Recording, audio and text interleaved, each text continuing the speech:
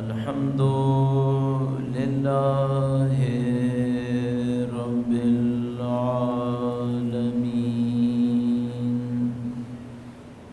والصلاة والسلام على سيد الأنبياء والمرسلين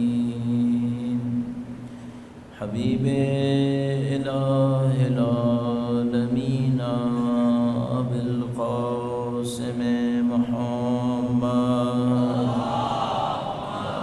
صل على محمد وعلى آله الطيبين الطاهرين سيما بقية الله في الأراضين. قال الله تعالى في كتابه الكريم بسم الله الرحمن الرحيم أم حسبت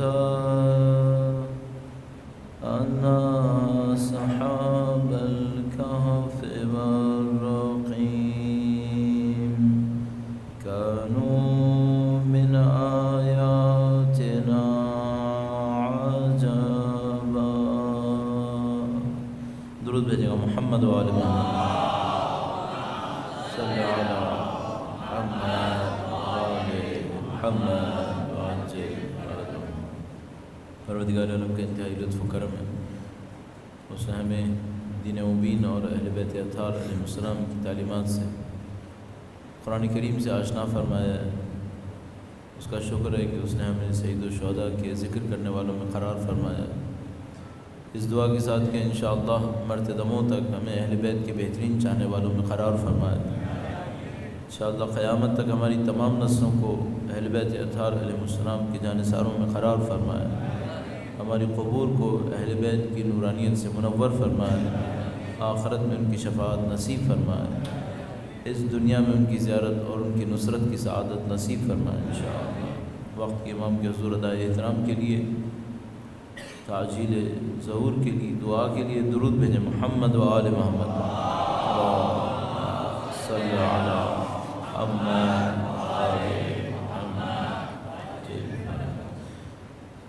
پروردگار عالم نے قرآن کریم کے اندر احکام کو بیان فرمایا ہے، جو انسان کے اہداف ہو سکتے ہیں ان کو بیان فرمایا ہے، بعض حقائق کو بیان فرمایا ہے، اور ان سب کے ساتھ خدا تعالیٰ نے کچھ معیار عطا فرمایا. احکام میں مثال کے طور پر خدا تعالیٰ نے فرمایا نماز قائم کرو، روزہ رکھا کرو. خدا تعالیٰ نے حقائق ارشاد فرمائے. مثلاً خدا تعالیٰ نے فرمایا کہ ایک دن آئے گا کہ جب ساری زمین تباہ ہو جائے گی. اذا الشمس كورت واذا النجوم انكدرت. حقائق ہیں، سب تباہ ہو جائے گا، برباد ہو جائے گا، ایک نئی دنیا خلق ہو جائے گی، ایک نئی زندگی شروع ہوگی. یہ حقائق ہیں. ان سب کے ساتھ خدا تعالیٰ نے کچھ چیزیں معیار کے طور پر دی ہیں. معیار کیسے ہم تعبیر کریں؟ اگر خدا ہم سے کہے کہ تم احترام کرو انسانوں کا، تو یہ خدا کا حکم ہے. جس کا احترام کریں اس میں کیا ہو کہ احترام کریں، یہ معیار ہے. خدا ہم سے کہے کہ عبادت کرو تو ہم کہیں ٹھیک ہے یہ حکم ہے کہ خدا کی بندگی کرو، عبادت کرو، اقیم الصلاۃ، نماز قائم کرو. یہ جو میں نماز پڑھوں وہ کیسی نماز ہو، یہ معیار ہے. تمہیں اچھا بندہ ہونا چاہیے، یہ حکم ہے. وہ جو اچھا بندہ ہونا ہوتا ہے، اچھا بندہ کیسا ہوتا ہے، اس کو ہم معیار تعبیر کرتے ہیں، اسٹینڈرڈز.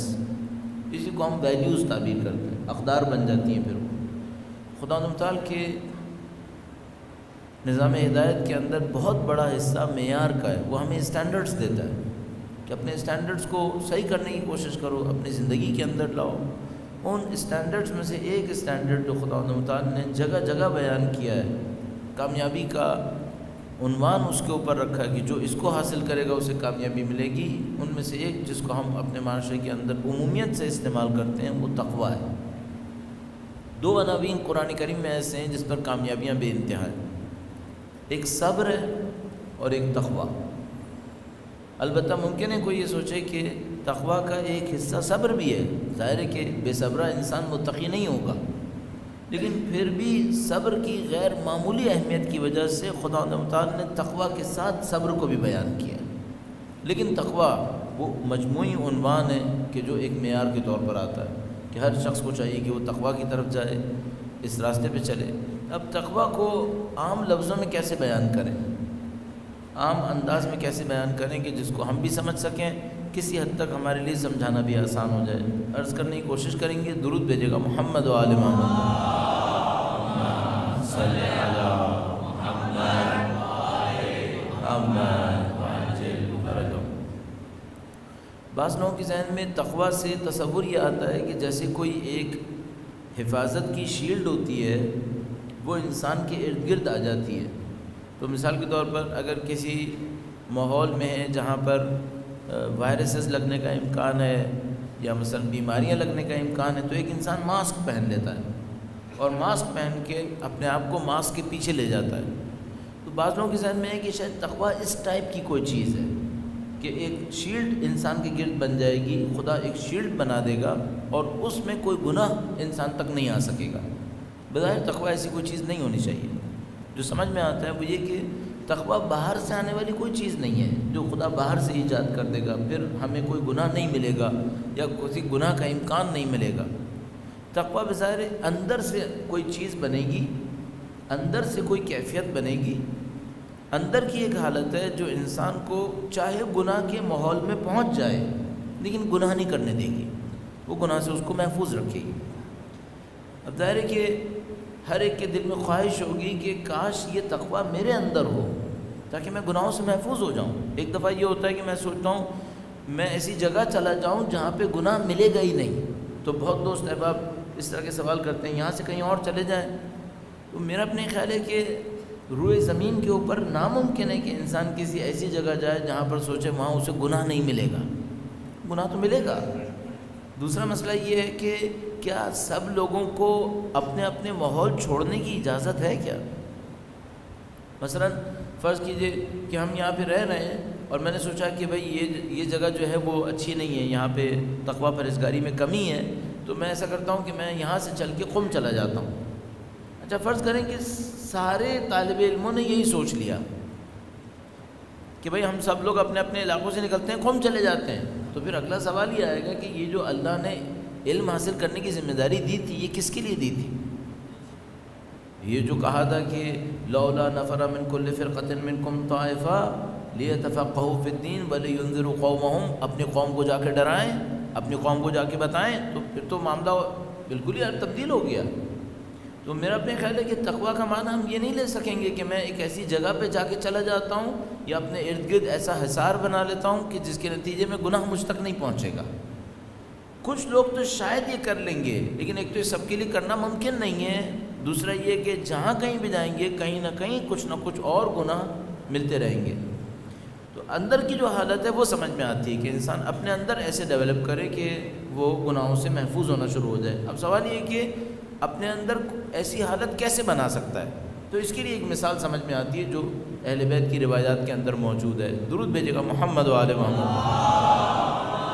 صلی علی محمد و آل محمد۔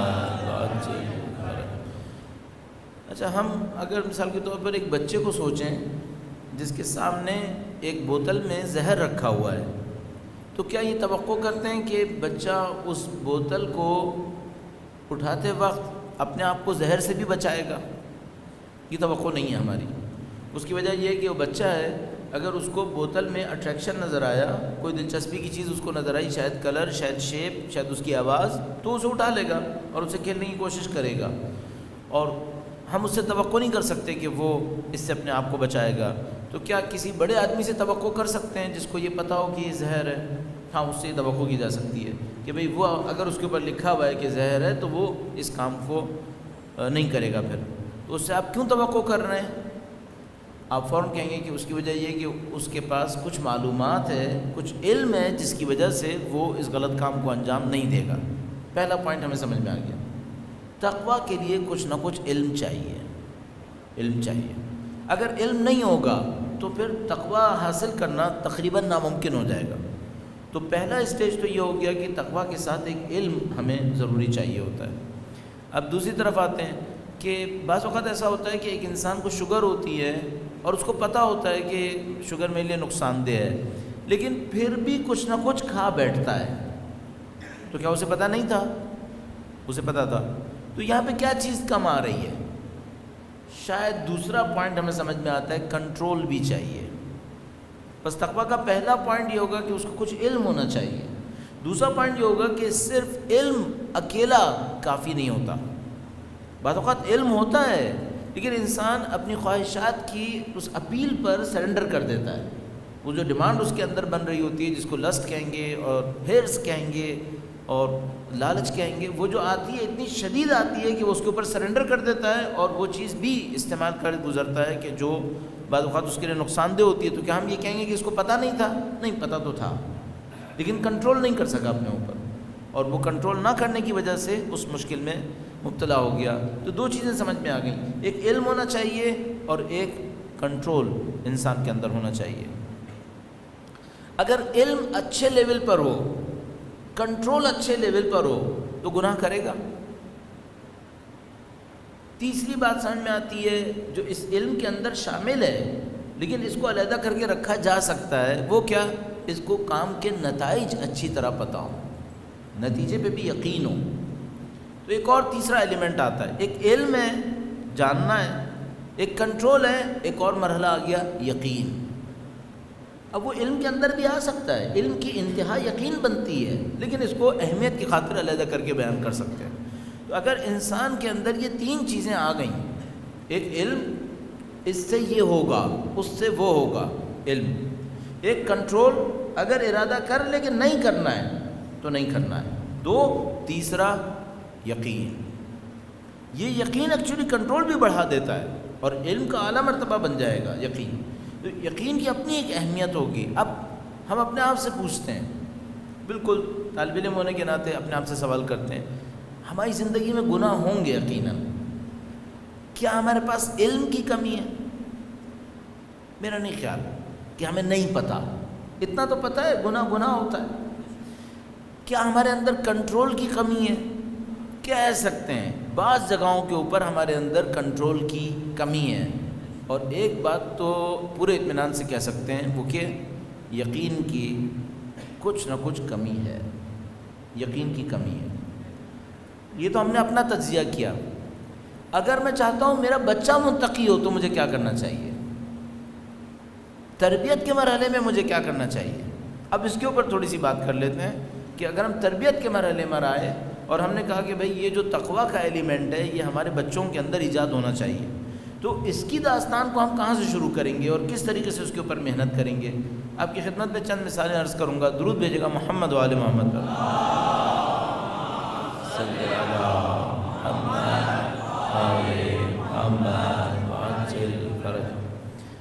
ہم نے چونکہ ٹیچنگ کافی عرصہ کی، کچھ عرصہ کی، تقریباً 10 سال ٹیچنگ میں، آپ کو جو بہت بڑا ایڈوانٹیج ملتا ہے وہ یہ کہ آپ کے سامنے بچے ہر سال تبدیل بھی ہوتے ہیں۔ مثلاً اگر آپ کلاس 7 پڑھا رہے ہیں تو ہر سال نئی کلاس 7 آئے گی، سوائے ان چند بہت ہوشیار بچوں کے جو وہیں پہ رہنے کو پسند کر رہے ہوں گے۔ نئی کلاس آتی ہے آپ کے سامنے تو آپ کے سامنے نیا تجربہ ہو رہا ہوتا ہے۔ اچھا، یہ جو کلاسز ہوتی ہیں اس میں بچے کسی ایک لوکیلٹی سے نہیں آتے، کافی مختلف لوکیلٹیز سے آتے ہیں، کسی ایک بیک گراؤنڈ سے نہیں آتے، مختلف بیک گراؤنڈ سے آتے ہیں، کسی ایک انٹلیکچوئل لیول سے بھی نہیں آتے۔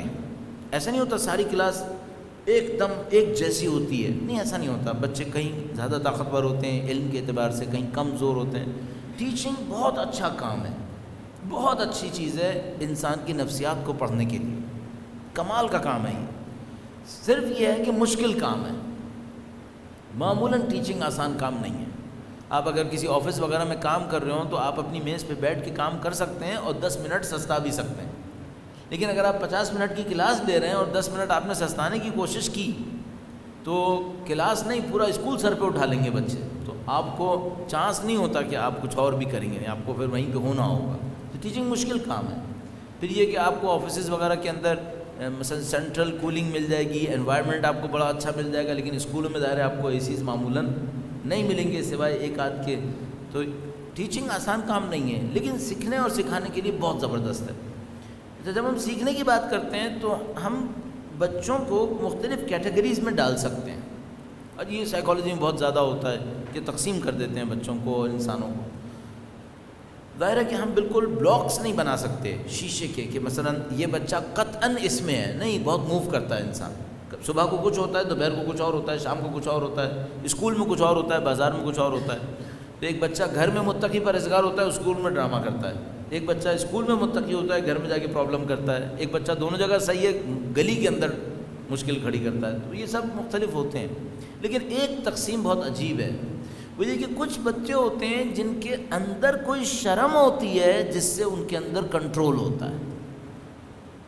یہ بڑی یونیک ٹائپ کے بچے ہوتے ہیں. ان کے اندر ایک شرم ہوتی ہے، اور پتہ نہیں اللہ نے کیوں ڈالی ہوتی ہے، کیسے ڈالی ہوتی ہے، اندر ایک شرم ہوتی ہے. وہ جو شرم حیا ہوتی ہے وہ ایسی ہوتی ہے کہ ان کو چھوٹے کام پر نہیں لے کے جاتی. وہ لوگ اپنے لیے اسٹینڈرڈ کے قائل ہوتے ہیں. یہ جو بچے کی کلاس ہوتی ہے یہ اپنے لیے اسٹینڈرڈ کے قائل ہوتے ہیں. مثلا اگر ٹیچر نے کہا کہ بھائی یہ کام کر لو تو اچھا ہے، تو وہ فوراً کیا سوچے گا، مجھے کر لینا چاہیے.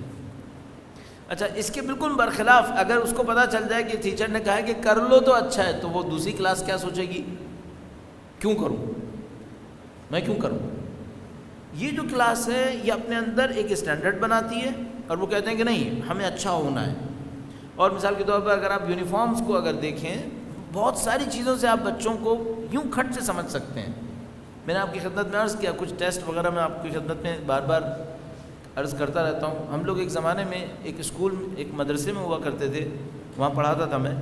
تو وہاں پر میں نے ایک روٹین رکھا تھا، وہ یہ کہ ہر ہفتے میں کمروں میں بچوں کو بتائے بغیر جا کر صرف یوں دیکھ کر باہر آ جاتا تھا، دیکھ کے باہر آ جاتا تھا. اور اس سے میں کچھ نتیجے نکالتا تھا کہ یہ جو کمرے میں رہنے والے ہیں یہ کس قسم کے لوگ ہیں. تو اس کے اوپر میں نے کچھ دن پہلے ایک اسٹڈی پڑھی کہ جس میں بالکل انجانے لوگوں کو، بالکل اجنبی لوگوں کو ایک ہاسٹل کے اندر بھیجا گیا، اور ہاسٹل میں بھیجنے کے بعد ان سے کہا گیا کہ آپ ہاسٹل کے کمرے میں جو بچوں نے جو کچھ کیا ہوا اس کو دیکھیں، اور دیکھنے کے بعد بچوں کی شخصیت کے بارے میں ہمیں کچھ بتائیں. مثلا یہ بچہ جس کا کمرہ بھی آپ نے دیکھا، یہ آپ کو ہمدرد لگ رہا ہے یا دل کا سخت لگ رہا ہے. اچھا، اب اس نے تولیہ کہاں رکھی ہے، کتابیں کہاں رکھی ہیں، اس سے کیا یہ پتہ چلے گا کہ یہ ہمدرد ہے یا نہیں ہے؟ یہ تو شاید پتہ چل جائے کہ آرگنائزڈ ہے یا ان آرگنائزڈ ہے، لیکن ہمدردی کیسے پتہ چلے گی؟ مثلا کیا آپ کو پتہ چل پائے گا کہ یہ محنت کش ہے یا نہیں ہے، انٹیلیجنٹ ہے یا آئی کیو لیول کم ہے؟ یہ سب چیزیں کافی مشکل ہوتی چلی جائیں گی.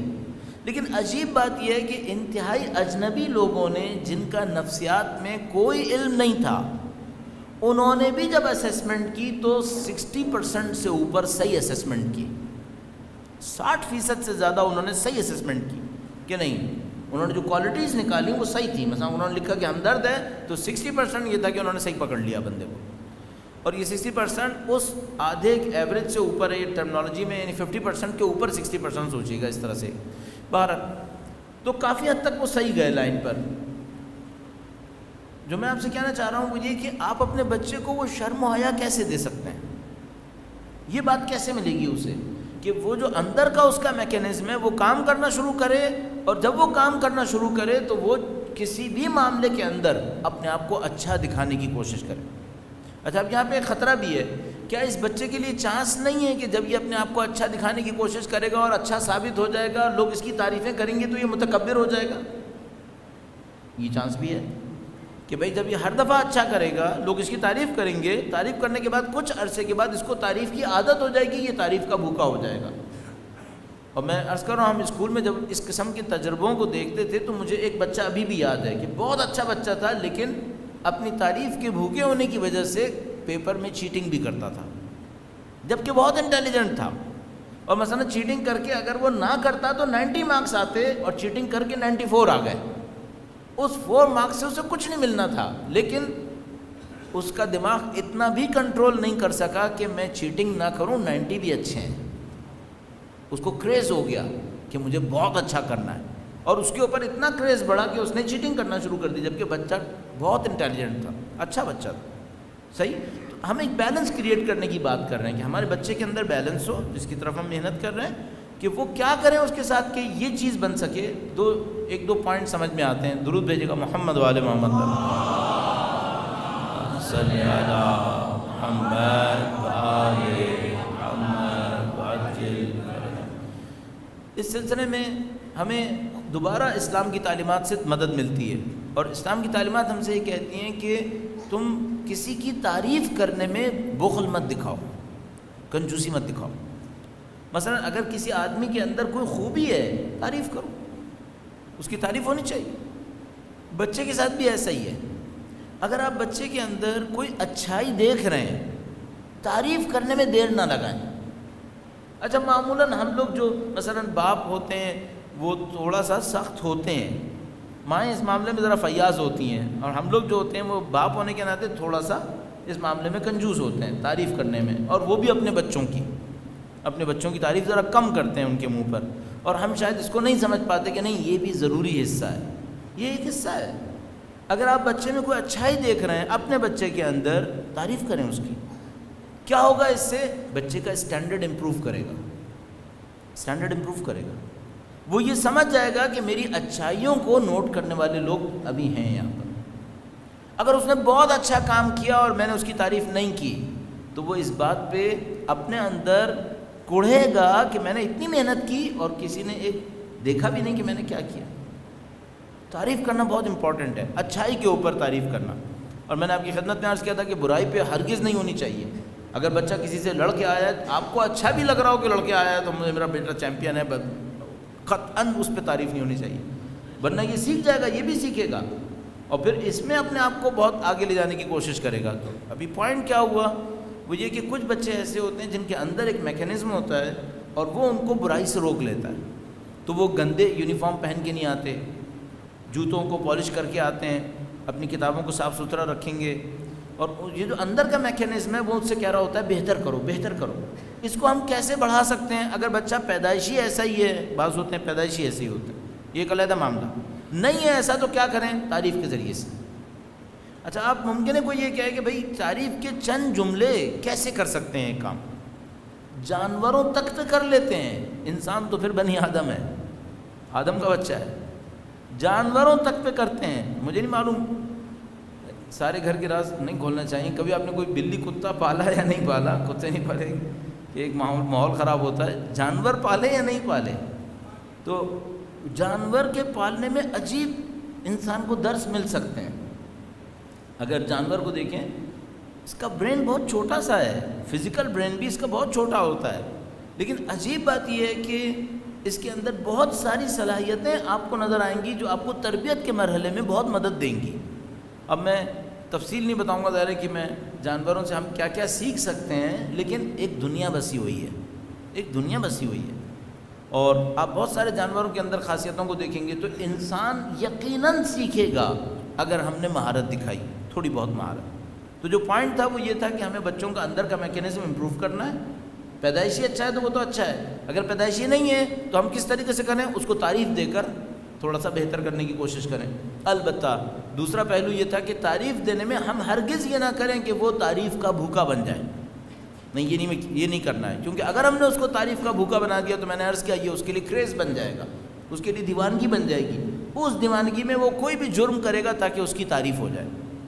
بدقسمتی سے اس کی بہت پیچیدہ شکلیں میں نے دیکھی ہوئی ہیں، یعنی ایک ایسا آدمی جو ٹیلنٹ کے اعتبار سے شاید دنیا کی کوئی بڑی یونیورسٹی بچی ہوگی جہاں پر اس نے نہ پڑھایا ہو، لیکن میں دیکھتا ہوں کہ 2 نمبر کام بھی کر رہا ہے، جبکہ انتہائی ٹیلنٹڈ ہے۔ اگر وہ 2 نمبر نہ کرے تو اس کے ٹیلنٹ میں اور اس کی ایکیڈیمک ایکسیلنس کے اندر کوئی کمی نہیں ہے، پوری دنیا اس کا اعتراف کر سکتی ہے، لیکن پھر بھی 2 نمبر کر رہا ہے۔ کیوں؟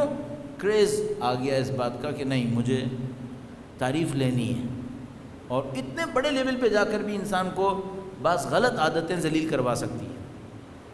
ایک بات، یہ جو جملہ میں نے آخر میں آپ کی خدمت میں عرض کیا، اس کو ذہن میں رکھیے گا، غلط عادت کہیں نہ کہیں ذلت دے گی، غلط عادت کہیں نہ کہیں ذلیل کرے گی۔ اچھا یہ ہے کہ میں اپنی غلط عادت کو تنہائی میں خود ہی پکڑ لوں، ورنہ مجھے ذلت کے بعد صحیح کرنی پڑے گی۔ معاشرتی ذلت اٹھانے سے بہتر ہے کہ میں اپنے اوپر سختی کر کے اپنی غلط عادت کو صحیح کر لوں۔ درود بھیجے گا محمد و آل محمد۔ صلی علی محمد وعجل۔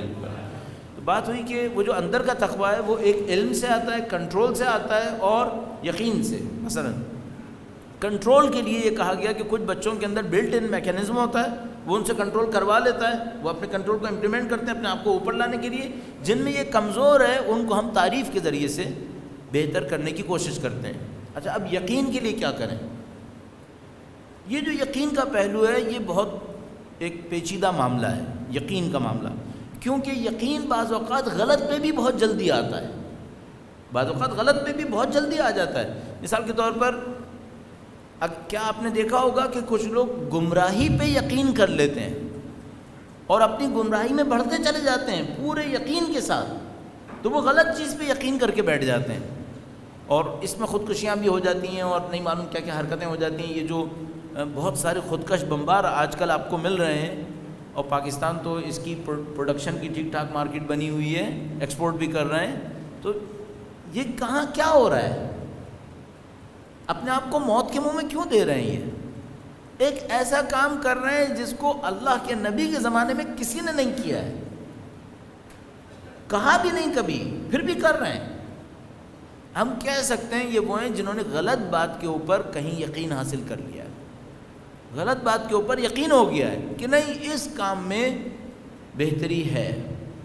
اب ہمیں بچے کے ساتھ کچھ ایسا لے کے چلنا ہے کہ بچے کو صحیح پہ یقین ہو، اور وہ میں نے کل عرض کیا تھا توہمات کا شکار نہ ہو جائے، غلطیوں کا شکار نہ ہو جائے، اس کا یقین صحیح جگہ پہ چلنا چاہیے۔ مثال کے طور پر میں ایک مثال آپ کی خدمت میں عرض کرتا ہوں، درود بھیجے گا محمد و آل محمد۔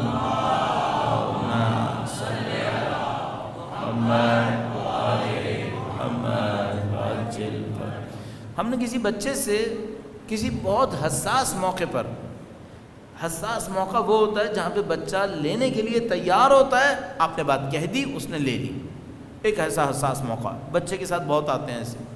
کسی حساس موقع پر ہم نے بچے سے کہا کہ دیکھو بیٹا اگر بسم اللہ کہو گے نا تو کام صحیح ہو جائیں گے، صحیح ہے، بچے نے پکڑ لیا کہ بسم اللہ کہے گا تو کام صحیح ہو جائیں گے۔ اچھا اب مسئلہ یہ ہے کہ وہ بچہ کرکٹ کھیل رہا ہے اور اس کو ایک شاٹ مارنا ہے، اور اس نے بسم اللہ کہا اور شاٹ نہیں لگا، اب کیا ہوگا؟ اب وہ آپ سے کہے گا بھی نہیں کہ بھائی یہ کیا ہوا، میں نے بسم اللہ کہا تھا اور وہ شاٹ نہیں لگا ہے جو میں لگانا چاہ رہا تھا، اس کی وجہ کیا ہے؟ اچھا یہ اس کی وجہ یہ ہے کہ جب آپ نے اس کو قانون دیا تھا تو پورا قانون نہیں دیا تھا، آپ نے بات صحیح کہی تھی، بسم اللہ کہو تو برکت آتی ہے، لیکن آپ اس کو یہ سمجھانا اس کی کم عقلی اور کم عمری کی وجہ سے بھول گئے تھے کہ برکت کسے کہتے ہیں۔ اس کے ذہن میں یہ تھا کہ میں جو چاہوں گا بسم اللہ کہہ کے حاصل کر لوں گا، اور شاید ہم اس کو یہ نہیں بتا پائے کہ کچھ چیزیں ہمارے لیے اہم ہوتی ہیں حقیقت میں اہم نہیں ہوتی، ہم نہیں بتا پائے۔ مثلا کسی بچے سے ہم نے کسی خاص موقع پہ کہا کہ بیٹا اس طرح جو مانگو پورا ہوگا، اور اس نے بھی پکڑ لیا، 2-4 دفعہ اس نے مانگا، پورا ہو بھی گیا، اب اس کی ایکسپیکٹیشن کیا ہے کہ اب میں جو مانگوں گا وہ پورا ہوگا۔ میں نے اپنے بچے کا آپ کی خدمت میں بہت پہلے عرض کیا تھا، میں فجر کی نماز پڑھ کے بیٹھا تھا، وہ اسکول کے لیے تیار کر رہا تھا، تیار ہو رہا تھا، گرمیوں کے مجھے یاد آتا ہے شاید نہیں سردیوں کے دن تھے، تو سورج دیر سے نکل رہا تھا، تو ٹائم تھا، میں نے کہا تم تیار ہو گئے ہو، ابھی فجر کا وقت باقی ہے تو پڑھ لو بہتر ہے، بچہ بالغ نہیں ہے، ممیز بھی نہیں، کم عمر کا کوئی مسئلہ نہیں ہے اس کے لیے۔ تو اس نے کہا ٹھیک ہے، وہ وضو کر کے آیا، اس نے پڑھنا شروع کی، اس نے تیزی سے نماز پڑھی 2 رکعت، اور جیسے ہی ختم کی اٹھ کے جانے لگا۔ میں نے کہا بیٹا آپ نے اچھا کیا نماز پڑھی، اب دعا بھی مانگ، دعا مانگ، اللہ کرنے والا ہے۔ اس نے کہا ٹھیک ہے، اس نے دعا کے لیے ہاتھ اٹھائے اور فوراً مجھ کے دیکھ کے کہا اتنا مانگتا ہوں دیتا کہاں ہے؟ ٹھیک ہے اب مجھے صبر کرنا ہے، ظاہر بچہ ہے، اور میرا ذہن فوراً یہ کہہ رہا ہے کہ ہاں یہ ہو گیا ہوگا، کہ اس نے کوئی چیز مانگی ہوگی جو اس کو نہیں ملی ہوگی، ٹھیک ہے. میں نے کہا بیٹا کیا آپ کیوں کہہ رہے ہیں ایسے؟ کہنے کا میں اتنی دفعہ کہتا ہوں مجھے 3 پہیے کی سائیکل دلا دے، کیوں نہیں دلاتا ہے؟ ٹھیک ہے، اس کا ویلڈ ریزن ہے. وہ کہہ رہا ہے کہ بھئی آپ نے کہا تھا کہ مانگو خدا دے گا، ادعونی استجب لکم، تو دیتا کیوں نہیں ہے؟ میں مانگ رہا ہوں. تو یہ تھوڑی کہا تھا کہ 3 پہیوں والی سائیکل نہیں مانگنی ہے. مانگنے میں تو سب کچھ آتا ہے. اللہ نے حضرت موسیٰ علیہ السلام سے کہا تھا کہ موسیٰ مجھ سے مانگو چاہے جوتے کا تسمہ ہی کیوں نہ ہو. وہ مانگ رہا ہے، حق ہے اس کا یا نہیں ہے؟ بالکل 100% اس کا حق ہے کہ اگر اس کو سائیکل اچھی لگتی ہے سائیکل مانگے. صرف یہ کہ ہمیں اس کو سمجھانا پڑے گا کہ دیکھو بیٹا، یا خدا وہ چیز دے گا یا اس سے بہتر دے گا. یہ ہم نے سمجھانا ہے کہ یا تمہیں خدا وہ دے گا جو تم مانگ رہے ہو، اور اگر وہ نہیں دیا تو کیا کرے گا؟ کنفرم اس سے بہتر دے گا، کنفرم اس سے بہتر دے گا. تو مجھ سے پوچھ سکتا ہے کہ ٹھیک ہے اس سے بہتر پھر کیا دیا؟ یہاں پہ میں اس کو ایک اور کانسیپٹ دوں گا. وہ کہوں گا کہ خدا جلدی نہیں کرے گا، تو ہماری عمر پڑی ہے، خدا جلدی نہیں کرے گا. ایسے ٹائم پہ تمہیں دے گا جب تمہیں ضرورت سب سے زیادہ ہوگی. خدا بھلائے گا نہیں، اس کے ریکارڈ میں ڈیلیٹ نہیں ہوگا. اس کے ریکارڈ میں آ گیا ہے کہ تم نے مانگا ہے، اب وہ یا تمہیں یہی دے گا یا اس سے زیادہ دے گا. تو میں کہوں گا تھوڑا سا صبر کرو، شاید 3 پہیوں والی سائیکل آنے والی ہے، اور اگر 3 پہیوں والی سائیکل نہیں آئی ممکن ہے اس سے بڑی کوئی چیز آنے والی ہے. اور کچھ عرصے کے بعد یقیناً یہ بچہ احساس کرے گا کہ نہیں مجھے خدا نے بہتر بھی دیا ہے. ہمیں اس کے ساتھ چلنا ہوگا. یہ وہ عقل مندی ہے جو ہمیں کرنی ہوگی. اچھا یہ ہم کب کر پائیں گے؟ جب ہمارا اس کے ساتھ ڈائلاگ ہوگا، دروازہ کھلا ہوگا. اگر دروازہ ہی کھلا ہوا نہیں ہے تو وہ بیچارہ اپنی غلطیوں میں گھومتا رہے گا، دین پہ اس کا ایمان ختم ہوتا رہے گا اور ہمیں کچھ بھی پتہ نہیں چلے گا. مثلا میں نے عرض کیا ایک بچے کو عادت ہے کہ وہ بسم اللہ کہہ کر کام کرتا ہے، کام ہو بھی جاتا ہے. یہاں تک ہم نے دیکھا ہے کہ جس چابی سے دروازہ نہیں کھولتا تھا وہ کھول لیتا تھا، اسٹانشنگلی، غیر یقینی طور پر، کہ وہ اس چابی سے بھی کھول لیتا تھا بسم اللہ کہہ کر، اور اس کو پورا یقین تھا کہ میں بسم اللہ کروں گا یہ کام ہوگا. صحیح ہے؟ میں نہیں چاہوں گا کہ اس کا یقین غلط وجہ سے خراب ہو جائے. صحیح؟ تو مجھے چاہیے کہ میں تھوڑا سا اس کو سنبھال لوں کہ بیٹا کچھ جگہوں کے اوپر خداوند متعال تمہارا امتحان بھی لے گا، کچھ جگہوں پہ امتحان بھی لے گا. شاید ہر چیز میں اگر تمہیں رزلٹ ملتا رہا تو تم اس امتحان سے محروم ہو جاؤ گے جو خدا بڑے لوگوں کے لیے رکھا کرتا ہے. کچھ جگہوں پہ تمہارا امتحان بھی لے گا، شاید نہیں دے گا. تو کہے گا کہ وہ مجھے کیوں نہیں دے گا؟ تو میں اس کو کہوں گا کہ بیٹا شاید خدا کو تمہارا پکارنا اس چیز سے زیادہ اچھا لگتا ہے، کیونکہ تم اسے بلاؤ، یہ خدا کو زیادہ اچھا لگتا ہے. کیونکہ خدا تمہیں چیزیں دے کے خوش نہیں کرنا چاہ رہا، خدا تمہیں اپنی محبت دے کے خوش کرنا چاہ رہا. تھوڑا سا ٹائم لگاؤ اس کے. صحیح ہے؟ یہ جو تشریح ہے یہ کس نے دینی ہے؟ یہ آپ نے دینی. اور اگر آپ نے تشریح نہیں دی بچہ غلط فہمی میں پھنس جائے گا. خدا نہ کرے نعوذ باللہ دعا پہ اس کا یقین ختم ہو جائے گا، بسم اللہ پہ اس کا یقین ختم ہو جائے گا نعوذ باللہ تعالیٰ. اللہ کے سننے پہ اس کا یقین نعوذ باللہ تعالیٰ کم ہو جائے گا کہ پتہ نہیں خدا سنتا بھی ہے نہیں سنتا ہے.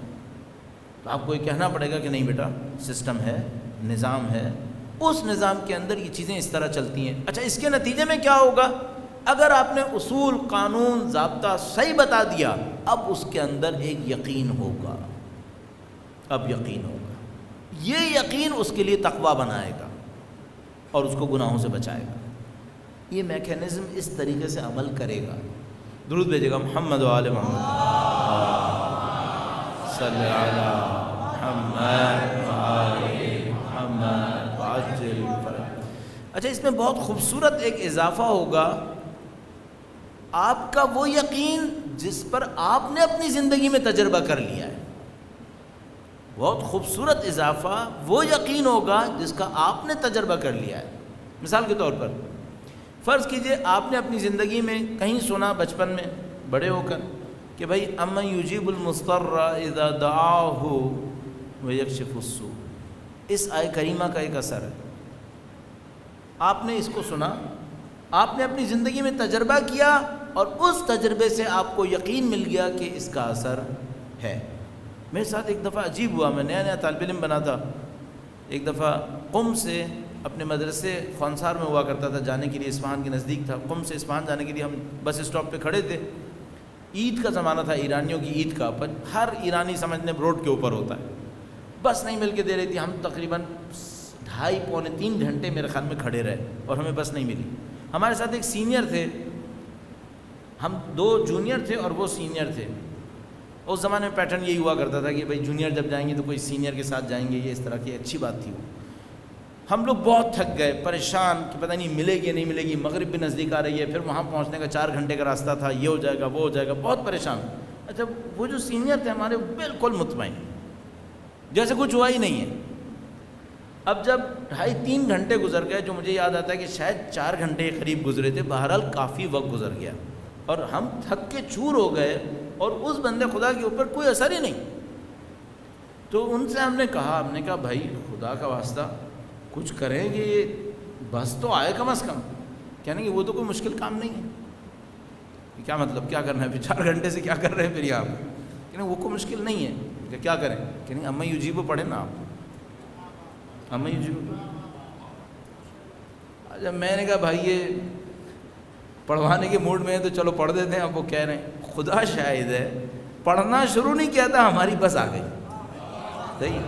اچھا یہ درود بھیجے گا محمد وآل محمد، اللہم صلی علی محمد آل محمد.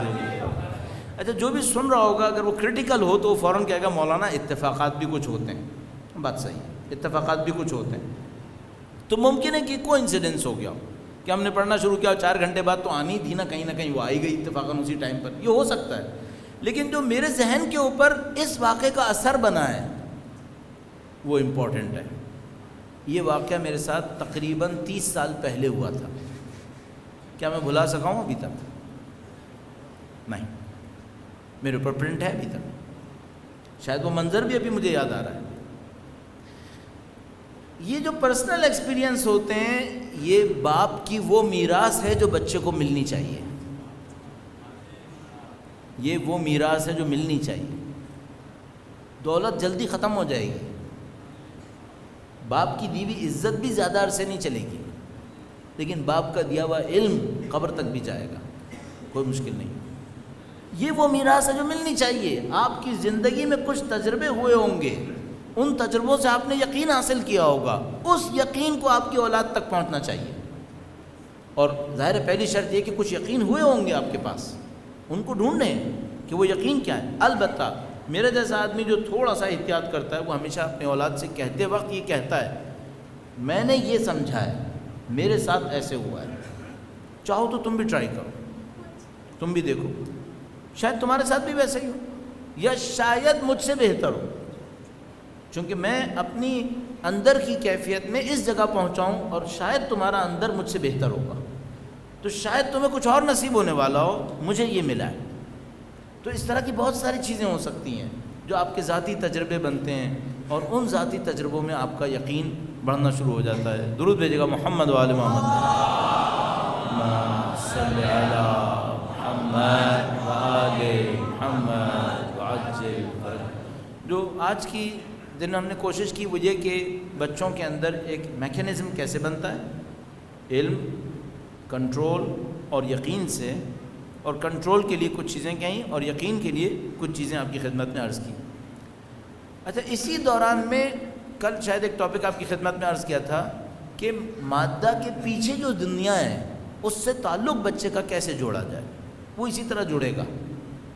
کیا آپ اسے بتائیں گے کہ میں نے خود جب ماورائے مادہ میٹافزیکل مادے کے پیچھے کی جو زندگی ہے اس کا تجربہ کیا تو یہ میرے تجربے کامیاب گئے، میرے یہ تجربے کامیاب گئے ہیں. اور ان تجربوں کی وجہ سے مجھے یہ سمجھ میں آ جائے کہ اس مادی دنیا کے پیچھے بہت بڑی ایک دنیا بسی ہوئی ہے. ظاہر ہے کہ روایات کے اندر بہت تفصیل سے بیان ہوئی ہے، لیکن آپ کے تجربے کی اہمیت ہے، آپ کے تجربے کی اہمیت ہے. تو آپ اپنی زندگی میں کچھ تجربے کرتے رہیں، کچھ نہ کچھ تجربے کرتے رہیں جو آپ اپنی اولاد کو منتقل کر سکیں. کل ہم نے گفتگو ہی کے دوران کچھ باتیں کہی تھیں گھر کے اندر کے ماحول کے حوالے سے، اور طبیعتاً اس سے بچے بہت پریشان ہوتے ہیں. اس پریشانی کا بھی ایک حل یہیں پر ہے. آپ کے پاس کچھ بچے ایسے آ سکتے ہیں جو آپ سے شکایت کریں گے کہ بھائی ہمارے گھر کے اندر ماحول اچھا نہیں ہے، اور میرا اپنا خیال ہے طبیعتاً بچے اس ماحول میں اپنے آپ کو الجھانا نہیں چاہتے، لیکن بہرحال ان کو الجھنا پڑتا ہے۔ ظاہر ہے جب خدا نہ کرے نعوذ باللہ ماں باپ کے اندر کوئی جنگ چل رہی ہے، کوئی لڑائی چل رہی ہے، تو خواہ نہ خواہ بچے کو باپ یا ماں کی طرف تھوڑا بہت جھکاؤ دینا پڑ جاتا ہے، تو وہ اس سے بہت ڈسٹرب ہوتے ہیں، بہت پریشان ہوتے ہیں۔ جو عقل مند ہوتے ہیں وہ بیچارے بچنے کی کوشش کرتے ہیں لیکن بچ نہیں پاتے ہیں چونکہ اسی گھر میں رہ رہے ہوتے ہیں۔ اس بچے کو آپ کیا امید دے سکتے ہیں؟ آپ اس کے ماں باپ کو کنٹرول نہیں کر سکتے، آپ اس کے ماں باپ کے جھگڑے کو ختم نہیں کر سکتے، آپ کچھ نہیں کر سکتے اس معاملے میں، تو آپ اس سے یہ بھی نہیں کہہ سکتے کہ تم گھر چھوڑ کے کہیں اور چلے جاؤ، ظاہر ہے کہ نہیں کرنا ہے۔ تو ہم کیا کر سکتے ہیں؟ اس بچے کو خدا کے نزدیک لایا جا سکتا ہے۔ خاص حالتیں ایسی ہوتی ہیں جس میں کسی کو خدا کے نزدیک لانا آسان ہوتا ہے، ان میں سے ایک ہوتی ہے، اب تھوڑا سا معذرت چاہتا ہوں اگر کوئی اس کو منفی لے، ایک وہ انسان ہوتا ہے جو کسی کے عشق میں مبتلا ہو۔ اس کو خدا کے نزدیک لانا آسان ہوتا ہے اگر اس کو کوئی عقل مند آدمی مل جائے، اگر کوئی واقعی عقل مند مل جائے تو اس کو خدا کے نزدیک لانا آسان ہوتا ہے۔ اب وہ کسی چیز کا عشق ہو یا کسی بندے کا عشق ہو یا کسی بھی چیز کا عشق ہو، جس کے اندر یہ تڑپ ہوتی ہے اس کو یہ بتایا جا سکتا ہے کہ خدا وہ اصلی محبوب ہے جس پہ تم کو جانا تھا، یہ کیا جا سکتا ہے۔ جس کے اندر تڑپ ہی نہیں ہے اس کو دھکا دینا بہت سخت کام ہوتا ہے، جس کے اندر ایک آگ لگی ہوئی ہوتی ہے اس کو کسی طرف کھسکانا آسان ہوتا ہے نسبتاً، لیکن میں نے عرض کیا اس کے لیے کوئی بہت عقل مند آدمی چاہیے، ورنہ اس موقع پہ وہ اتنا دیوانہ ہوا ہوتا ہے کہ وہ اس سے ہٹ کر کچھ سوچنے کو تیار ہوتا ہی نہیں ہے۔ تو اس وقت کوئی عقل مند آدمی چاہیے جو اس کو بتائے کہ بھائی جو تم کر رہے ہو اس میں تمہاری زندگی کا ماحصل نہیں ہوگا، اصل ماحصل اس میں ہوگا۔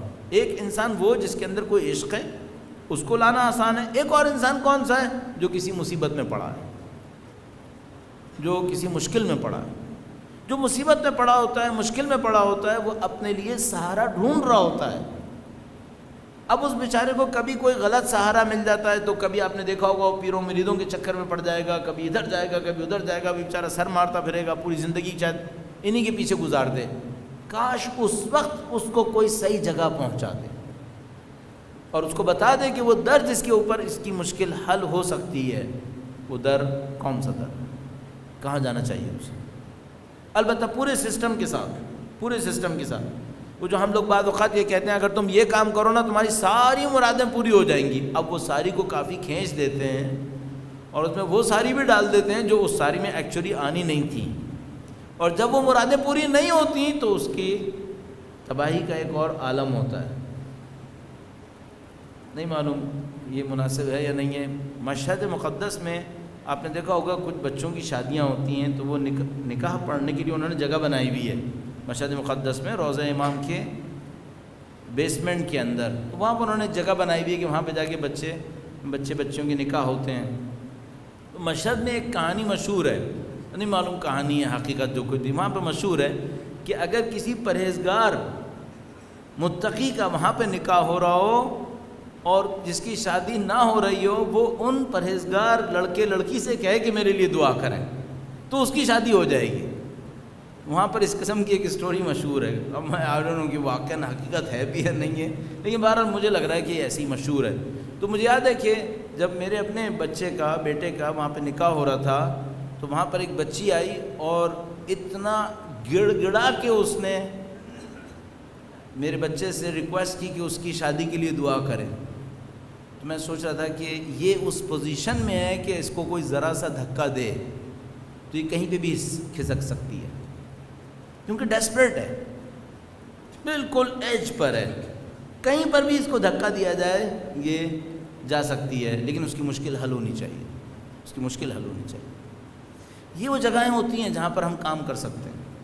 آپ کی زندگی میں بھی آئیں گی۔ اچھا اگر اپنی زندگی میں آئیں تو کیا کریں؟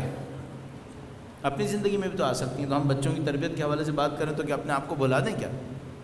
ہماری زندگی میں بھی کچھ موقع ایسے آئیں گے جب ہم بہت ڈیسپریٹ ہوں گے اور خدا نہ کرے نعوذ باللہ اس موقع کے اوپر شیطان بھی آتا ہے اور وہ کہتا ہے پچھلی دفعہ بھی اس دفعہ ایسے ایک موقع پہ تم نے اتنا کچھ کیا تھا، اس کا کوئی اثر نہیں ہوا تھا۔ بہت سنبھالنا پڑتا ہے انسان کو۔ میں نے شاید آپ کی خدمت میں یہ واقعہ عرض کیا تھا، وقت بالکل اختتام پر ہے لیکن جلدی سے عرض کرتا ہوں. کسی نے مجھے فون کیا پاکستان سے باہر، اس نے مجھ سے ایک سوال رکھا بہت ڈرتے ہوئے. اس نے کہا کہ میں شاید اپنے امام کے اوپر اپنا یقین کھو بیٹھا ہوں. میں نے اس کو یقین دلایا کہ ایسا نہیں ہوا ہوگا. ایسا بہت ہے روایات کے اندر کہ کوئی امام معصوم کے پاس آیا اور اس نے کہا کہ مولا میں کافر ہو گیا. امام نے فرمایا پہلے مرحلے میں نے دیکھا کہ اہل بیت تسلی دیتے تھے کہ ایسا نہیں ہوا ہوگا. اتنا یعنی جو آدمی اتنا مخلص ہے کہ اپنے بارے میں یہ ڈر رہا ہے تو یقیناً اس نے کفر نہیں کیا ہوگا. کیا ہوتا تو پھر ڈرتا ہی نہیں پھر یہ. تو اب وہ اتنا ڈر رہا ہے اور اس نے مجھے فون کیا، کہنے لگا کہ میرا شاید امام کے اوپر سے یقین ختم ہو گیا، نعوذ باللہ میں یہ ہو گیا. میں نے کہا دیکھو برادر ایسا نہیں ہوا ہوگا، میں تمہیں کافی عرصے سے جانتا ہوں. میرا اپنا خیال ہے، میں اسے کبھی نہیں ملا تھا لیکن فون پہ بات چیت تھی. میں نے کہا میرا اپنا یہ خیال ہے کہ ایسا نہیں ہوا ہوگا. اب تم تھوڑا سا کول ڈاؤن ہو جاؤ، تھوڑا سا ٹھنڈے ہو جاؤ، یہ بتاؤ ہوا کیا. یہ بہت عجیب ہے. اللہ نہ کرے کہ وہ اس بات پہ ناراضی ہو کہ میں یہ واقعہ بتا رہا ہوں، میرے خیال میں راضی ہوگا انشاءاللہ. اس نے بتایا کہ میں ٹریولنگ کر رہا تھا اور میری وائف پریگننٹ تھیں اور وہ میرے ساتھ تھی اور وہ پاکستان سے باہر ایک ملک کے اندر جا رہے تھے، ایک ہائی وے کے اوپر جو بالکل سنسان تھی. اور باتوں باتوں میں ان کا جھگڑا ہو گیا، باتوں باتوں میں وائف کا جھگڑا ہو گیا اپنے شوہر سے یا ان دونوں کا. اور اس نے اس سے کہا کہ تم مجھے یہیں اتارو.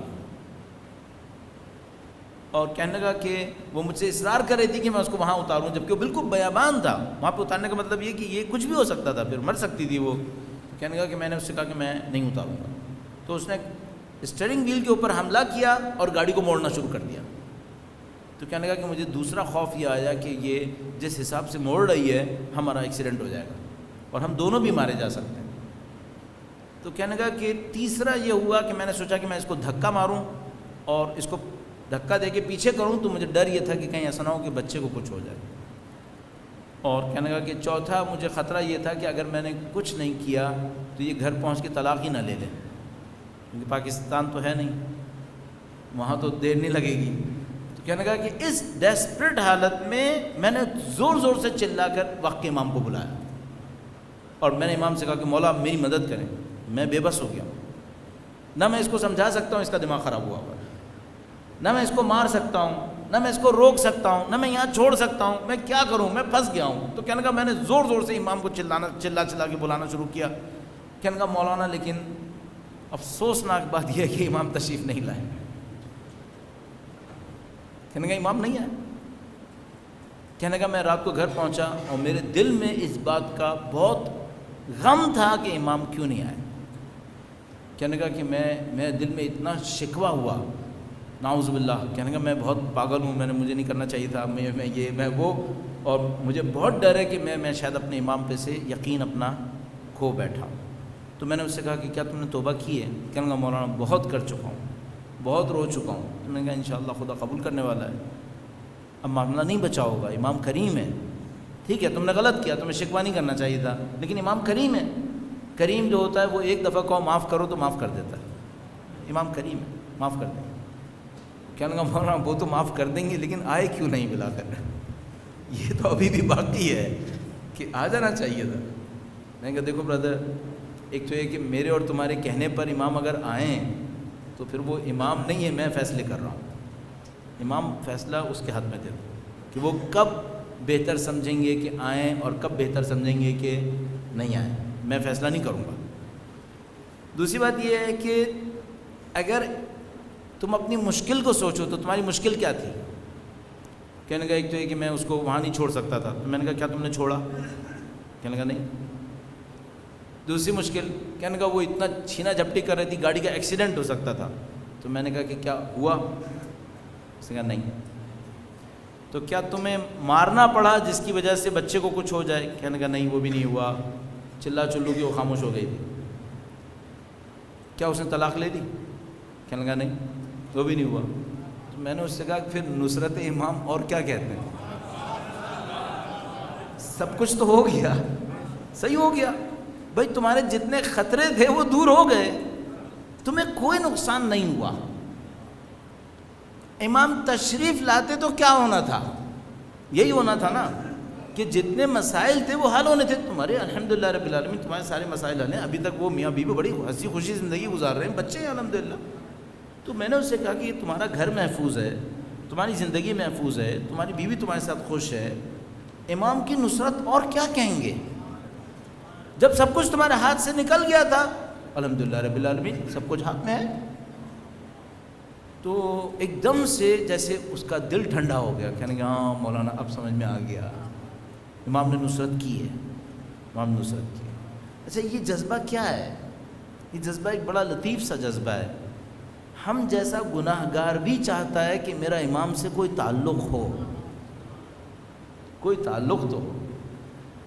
ٹھیک ہے میں اگر پکاروں وہ تشریف نہ لائیں میرے سامنے، لیکن اور مجھے پتہ ہے کہ مثلا میں گناہ گار آدمی ہوں، میرے پکارنے میں وہ طاقت نہیں ہے جو وہ رفع کے اندر ہوتی ہے، لیکن مثلا میرا جیسا گناہ گار بھی سوچتا ہے کہ تھوڑا سا رشتہ تو ہو کم از کم۔